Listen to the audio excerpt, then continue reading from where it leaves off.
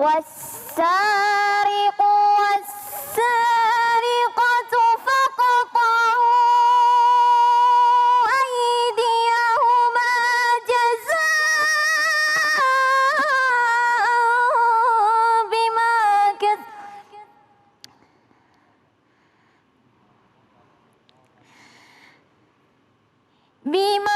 كسبا نكالا من الله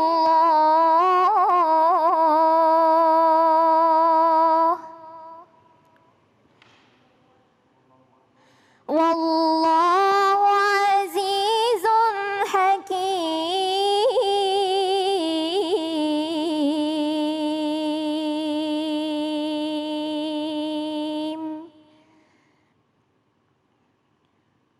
صدق الله العظيم.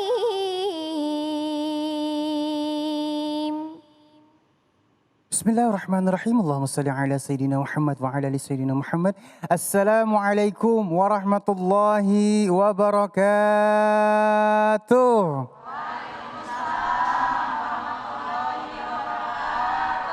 Alhamdulillahirrahmanirrahim. Di hari yang insya Allah penuh dengan nikmat ini kembali lagi saya Ali Zainal menemani pemirsa di rumah di dalam Cahaya Hati Indonesia. Gimana kabarnya? Mudah-mudahan semua dalam keadaan sehat walafiat ya. Amin ya rabbal alamin. Dan baik, ada 3 tema yang sangat luar biasa yang jangan dilewatkan sampai dari awal sampai akhir nanti ya. Yang pertama, aku mencuri demi hidup. Nah ini hukumnya bagaimana ya. Dan yang kedua, membuat diri peka terhadap Allah Subhanahu wa Ta'ala. Ada iman, ihsan, ya nih bagaimana nanti akan diterangkan oleh guru-guru kita ya.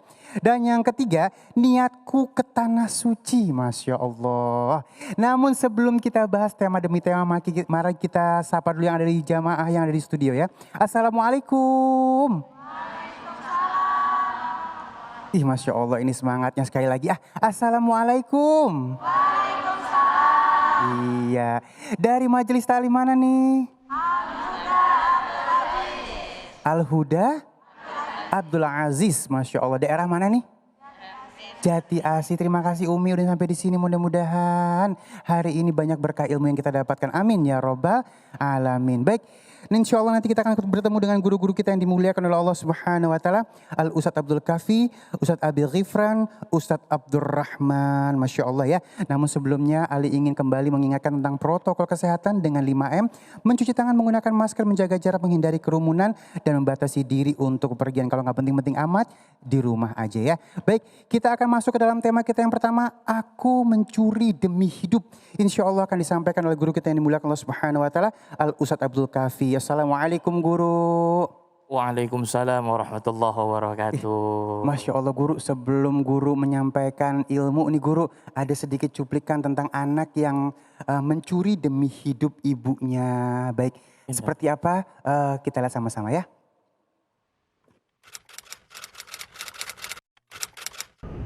Mencuri itu nggak boleh ya, karena mencuri itu kan kelakuan yang buruk gitu ya. Kalau mencuri sih ya pasti ya nggak bakalan lah ya, nggak boleh. Dalam itu sih harusnya sih nggak boleh sih, dalam agama juga nggak boleh untuk mencuri itu. Nggak boleh ya, karena kan perbuatan yang nggak bagus gitu loh. Menurut saya sih nggak boleh sih ya Mas ya. Mencuri ya nggak boleh dong. Bisa boleh bisa enggak sih, karena kalau emang bener-bener hidup kita kepepet, kayak lingkungan kita tuh nggak ngedukung buat kita bekerja kayak kerja halal lah gitu kan, itu boleh-boleh aja sih menurut aku gitu.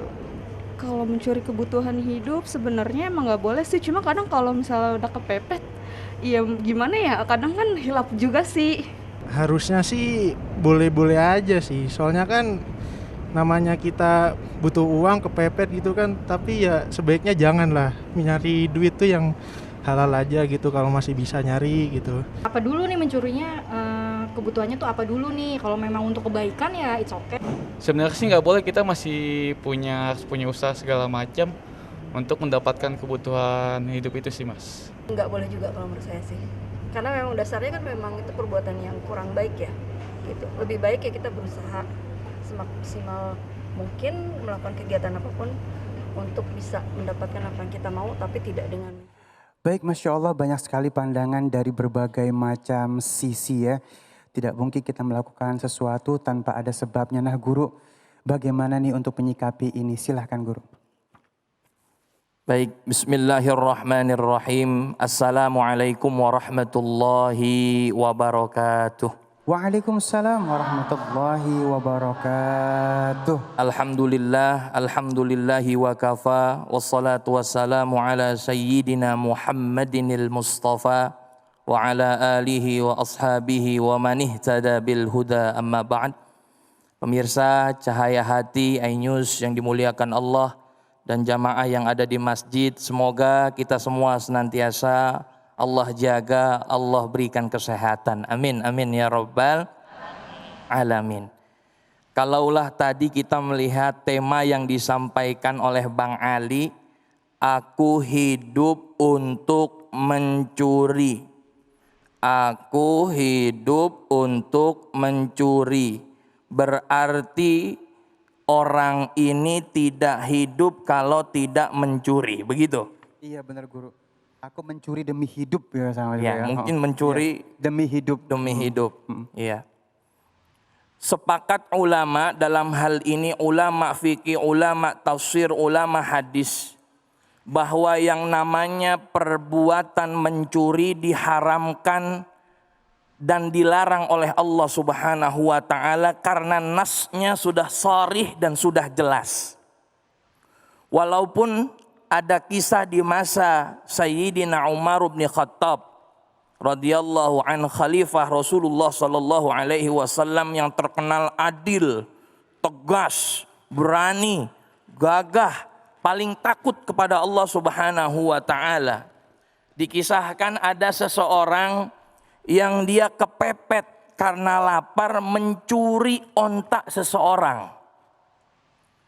Kemudian dia ketangkep basah karena mencuri unta tersebut. Dibawalah orang tersebut kepada Umar bin Khattab dan diadili dan ditanya, wahai fulan, apakah benar engkau mencuri unta? Orang tersebut, si pencuri tadi bilang, wahai Khalifah Rasulullah, benar aku mencuri. Tapi aku mencuri itu karena aku kelaparan. Karena aku dalam keadaan mendesak. Melihat itu Khalifah Umar bin Khattab radhiyallahu an menjadi iba. Sebagai pemimpin pastilah Umar bin Khattab memberikan solusi, betul. Kalau misalkan ada ayah, anaknya punya masalah, pasti ayah ngasih solusi kepada anaknya, betul? Ini Umar bin Khattab, pemimpin muslim pada saat itu, juga pun memberikan solusi. Lalu ditanyakan kepada yang pemilik unta tersebut, wahai fulan, apakah engkau mau kalau misalkan unta ini aku ganti menjadi 2 unta, tapi maafkanlah dia dan jadikanlah unta itu halal untuknya. Lalu orang tersebut mengiyakan, lantaran untanya jadinya 1 dapat jadi 2. Ya iya nggak apa-apa, Alhamdulillah. Tapi walaupun kisah ini menandakan Umar bin Khattab memberikan solusi kepada si pencuri dan juga yang dicuri, bukan berarti mencuri itu dibolehkan walaupun dalam keadaan kepepet. Itu adalah sarana bagaimana Umar bin Khattab memberikan solusi kepada umatnya agar tidak terjadi yang namanya potong tangan. Apalagi dalam riwayat diceritakan yang diambil ini unta. Kalau orang lapar biasanya ngambilnya nasi kotak. Kalau enggak es teh manis. Kalau haus, ini yang dia ambil onta. Kita tahu sendiri harga sapi aja udah 20 juta. Lah onta lebih gede daripada sapi, berapa puluh juta, Bu. Maka Allah sudah mengultimatum hukuman bagi pencuri, langsung hukumannya instan, kontan di dunia. Itu kalau dalam hukum syariat Islam. Kaila tadi sudah membaca. Wasariqu, laki-laki yang mencuri. Wasariqatu, perempuan yang mencuri. Allah tidak bilang wasariqun, orang-orang pencuri-pencuri. Satu-satu Bu, detail Bu. Laki-laki mencuri, perempuan mencuri. Faqta'u aydiyahuma. Potong tangannya dua-duanya tuh. Mau laki-laki mau perempuan sebagai balasan kontan dari Allah di dunia. Mengapa Allah berikan balasan kontan kepada pencuri? Pertama, sifat mencuri ini sangat amat berbahaya. Kecil apalagi besar. Banyak orang yang merugi karena orang itu mencuri barang yang bukan miliknya, apalagi mencuri dengan kekerasan. Mencuri hak orang lain. Oleh karena itu Nabi Muhammad SAW bahkan sampai melaknat yang namanya pencuri. Oleh karena itu ketika kita melihat ayat yang tadi dibacakan oleh Kaila, bahwa sesungguhnya tidak ada toleransi bagi pencuri. Walaupun dalam hal ini masalah potong tangan beda-beda Bang Ali. Dalam ulama mengatakan Imam Syafi'i 1/4 dinar lebih potong tangannya. Imam Malik 3 dinar lebih potong tangannya. Imam Hanafi 10 dinar potong tangannya. Itulah syariat Islam. Oleh karena itu hadirin, sebaiknya selapar apapun kita, sesusah apapun kita, bagaimanapun kondisi kita, buruknya itu, janganlah kita mencuri hak orang lain, karena itu termasuk perbuatan yang zalim. Karena Allah Subhanahu wa ta'ala hakikatnya sudah menjamin rizki kita.